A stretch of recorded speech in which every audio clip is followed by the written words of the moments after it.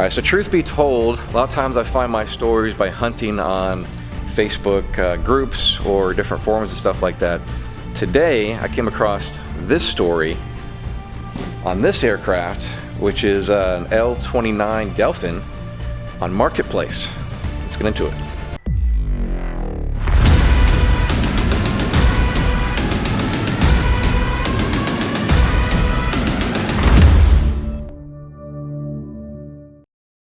All right, everybody, so let me introduce you to Ron and his Delfin here. So Ron, kind of introduce yourself on what you do and how you come across this awesome little project. All right, well, my name's Ron. I live in Chipley, Florida, and we're at Tri-County Airport, and I have no business owning this L-29. I acquired it about 10-15 years ago. Me and a friend went in halves on a pair. He was an A&P kind of guy. He restored and flipped classic jet warbirds. So he had a couple Hawker Hunters, some MiGs in pieces, British Aircraft Corporation Mark V, and it's actually on the field. But he left after a few years. He sold his L-29 to a technical college in Panama City, Florida. And I worked on mine for a while, bought a Cessna, and that was my hobby. And this thing kind of got pushed to the back of the hangar, and it's been sitting here for probably about 10 years without any work being done on it. So guys, you see what happens when you buy an airplane that you can go fly? Your project just goes by the wayside. That's right. So there is something to be said about motivation of not having something to fly, that you have to get something built to fly. But anyway, let's do kind of like a walk and talk around this project and see where it's at. But to me, it's like the project of all projects, a jet. Yeah, it's a project.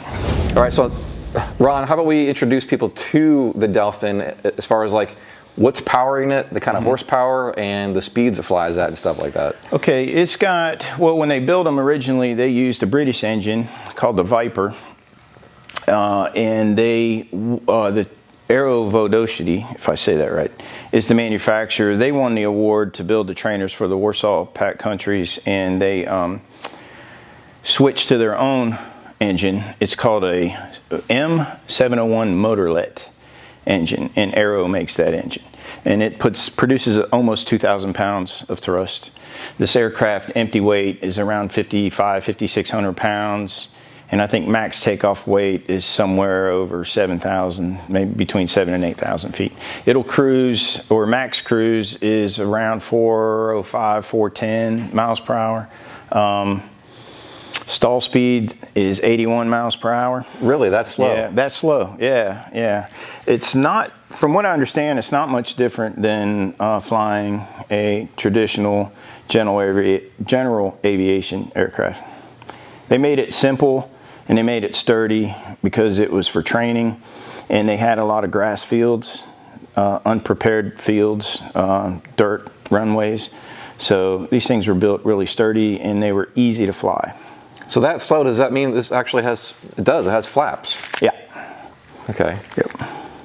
Up there, or the fuselage, the wing section there, then on the wings themselves, with a good amount of aileron. I wonder what the roll rate on this thing was in training. Yeah, probably pretty snappy. Explain, this is a single engine aircraft, single engine. But how does the air flow through the airframe to the engine and out the back to create thrust and air brakes? Yeah, it does have air brakes. So you have three basic sections. The canopy sections, it ends here. You can see that joint in the airframe. And there is another joint at the back of this wing root. And in this section behind the seat is a fuel tank. This section houses the motor, and you have two intakes here at the wing root. And the intakes go around the fuel tank to the engine, and you got one single tail output in the back. Okay, and then it does have air brakes, yeah. Yeah, these are hydraulic air brakes. All right, so Ron, first of all, how about we explain to everybody how in the heck you got it here, right? Because this is not a small, a kit, if you will, right? This is a jet. So how did you move it to Tri-County? So it came on a flatbed trailer. There was a crane on site, and they picked it and they set it out there on the tarmac, where it sat for a couple months while we waited for a hangar to become available. It was actually sitting out next to that S2. It is a chore to move it. From wing root to wing root is about 13 feet, so it's a wide load, so you have to have an escorted transport. And did you have to put this up at an angle, kind of like those no, I don't. Power sports, power sports boats that go on an angle? I didn't actually see them move it, so I don't know. Okay.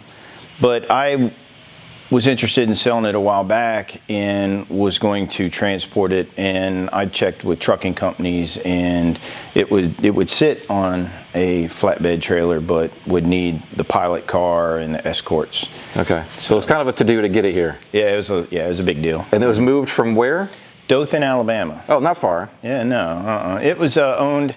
There was an FBO there, Aerostar World in Dothan. I don't know if they're still there or not, but the owner had these 2 jets, and he imported them from Russia, and they sat on the tarmac, and the canopies have seals that will fail. The aircraft will get water in it, and it'll ruin them. So if you wanted to go to Russia or Ukraine and buy one of these, you could get one for nothing, but they're going to have water in the belly, and the electronics will have been ruined because of the failed seals in the canopies. Okay, so when you got it here, what was the first thing that you're thinking of 10 years ago that you were going to start on? Because this is a big project, obviously, to restore, get running. Yeah, the first thing I wanted to do was take it apart. I had to open it up, get the water out of the belly, assess the damage, what kind of rotten hydraulic tubing, pneumatic tubing, wiring, and things that I had to contend with. So I just started pulling things out. And it's maybe hard for you to see, but on that top stringer behind the American flag are some water damaged components that came out of the belly. There's a gyro motor, probably some navigational equipment. A lot of times people get older projects, and I've seen lots of videos out there, you probably have too, like, will it run? Was there any motivation to like try to get some jet fuel in this thing and get it started, or was this too much involved before that? No, I knew that there was too much to do. That was another step, was to take the tail section off, open it up, purge the fuel tank, clean the fuel tank, and then inspect the engine, get this thing on jacks, get a hydraulic mule hooked up to it, and see what's working and what's not. You know, if the landing gear works, flaps work, if the air brakes work, and if it didn't, find the leaks and repair them. Hey everyone, I want to pop in real quick and just kind of give you a little motivator to work on your project, if you have a project. And if you don't, maybe consider getting in touch with one of the manufacturers and buying a set of plans or a tail kit or something just to get going. We have a lot of time coming up here soon over the holidays that you could be inside in your shop working on an airplane. But in the meantime, let's give a big shout out to our sponsors.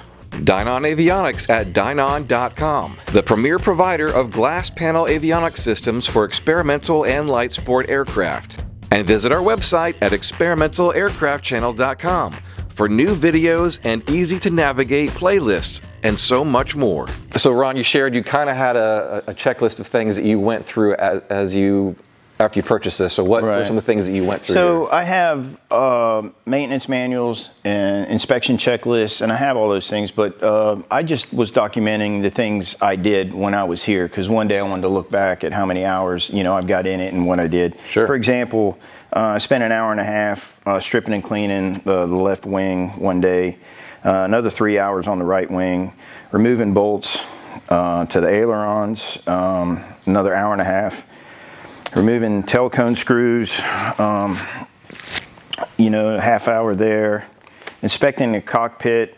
So you looked at this, you kind of tackled this more or less like a hot rod project where you just start disassembling and cleaning, restoring as you go. Right, yep, yeah, it's very similar. Yeah, I have a friend who does just that with antique cars, and it's a very similar process where they go back with factory original stuff this being considered experimental, we don't have to do that necessarily. We can put back parts and pieces that are off a Western aircraft, for example.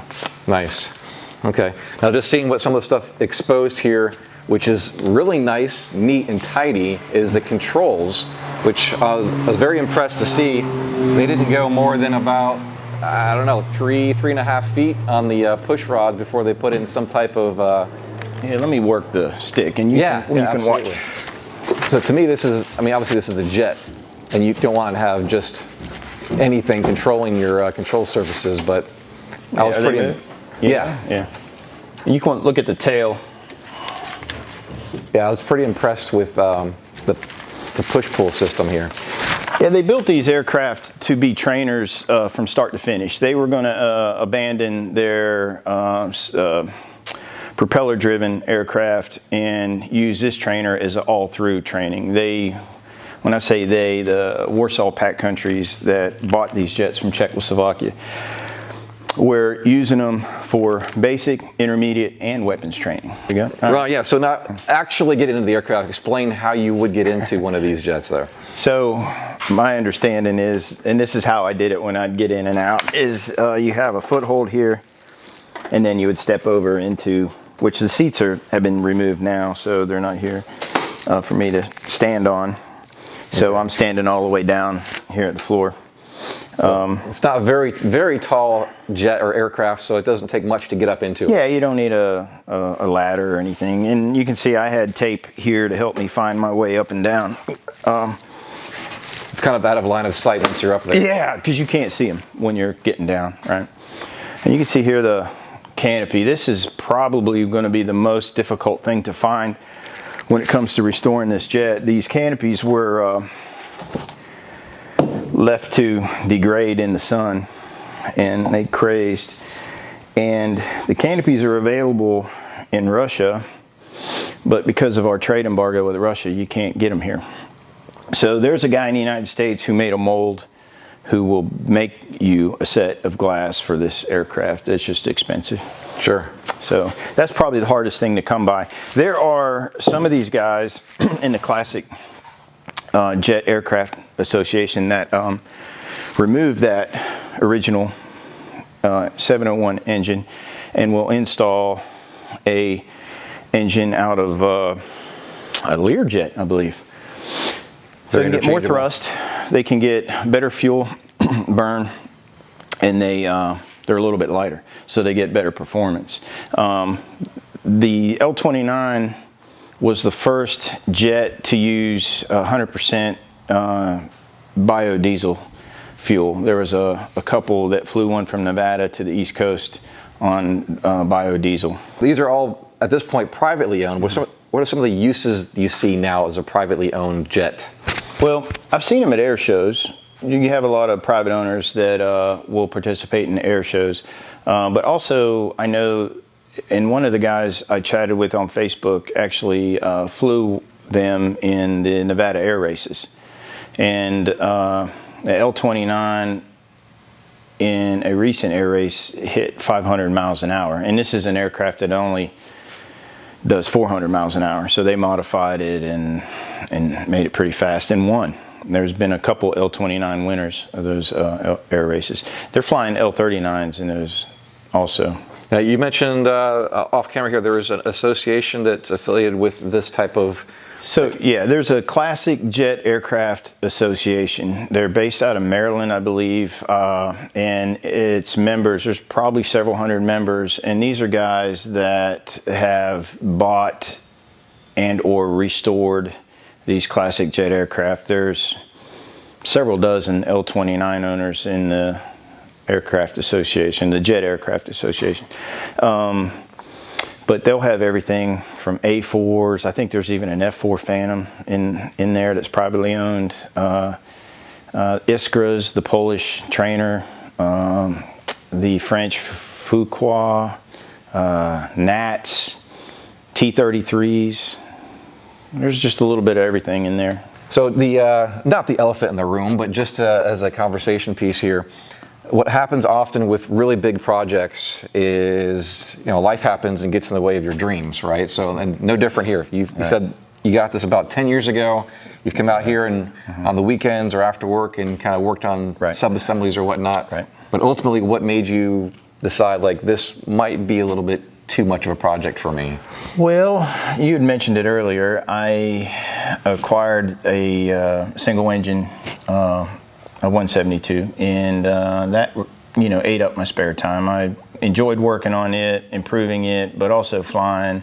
And so rather than come to the hangar and what little time I had for spare time, I would fly and not work on this. And I'm shopping for a new aircraft, and I need the room. I have a high wing now, and if I bought a low wing, I couldn't fit them both in this hangar.